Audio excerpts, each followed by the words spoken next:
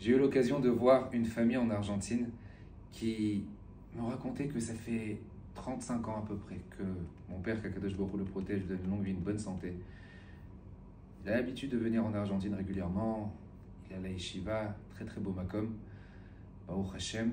Et il me racontait que il y a 35 ans en arrière, sa famille, ses oncles, ses parents, l'ensemble de la famille était un peu perdu spirituellement, très très loin, très loin. Et le Rav doucement leur a fait faire teshuva, les a rapprochés. Et j'ai eu le mérite de voir les petits-enfants. Il me disait, voilà, Baruch Hashem, ils sont dans des yeshivot, certains en Eretz Israël, d'autres en Amérique. De voir le travail que le Rav a fait. Et c'est pas anodin puisque on voit dans la paracha de cette semaine, paracha de Bamidbar, que Akadosh Baruch Hu a voulu donner la Torah à Israël, spécialement dans le désert. Pourquoi pas dans un endroit, pourquoi pas dans une ville, dans un pays, pourquoi pas en Eretz Israël directement, pourquoi spécialement dans le désert? Bamidbar. Il y a la Mishnah dans Pirkei Avot. La Mishnah, la toute première Mishnah nous rapporte et nous dit Moshe Kibel Torah mi Sinaï, que Moshe Rabbeinu a reçu la Torah de Sinaï. Nos sages s'interpellent et demandent pourquoi c'est pas écrit à Kadosh Baruch Hu, Moshe Rabbeinu a reçu la Torah de Hachem. Sur quoi il a reçu de Sinaï?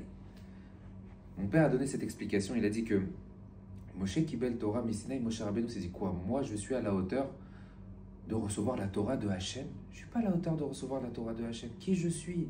Je suis strictement rien. Et pourquoi Arsinaï? Arsinaï, on sait parfaitement que c'était la montagne qui ne voulait pas, qui se disait qui je suis moi pour pouvoir recevoir la Torah de Kadosh Baruch Hu. Moshe Rabbeinu a appris de Arsinaï. Pour pouvoir recevoir la Torah, Moshe Rabbeinu s'est dit mais qui moi je suis? Et Arsinaï elle-même s'est dit mais quelle montagne, d'où moi j'ai ce mérite de recevoir de Kadosh Baruch Hu?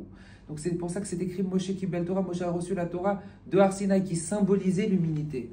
Ça symbolise l'humilité. Moshe Rabbeinu, lui qui était Anav Mikol Adam, comme nos sages nous expliquent et nous disent En Torah niknit, la Torah ne peut s'acquérir uniquement uniquement pour ceux qui sont capables de pouvoir rester humbles. La vie en règle générale, mes chers amis, ne peut s'acquérir uniquement dans la simplicité, dans l'humilité.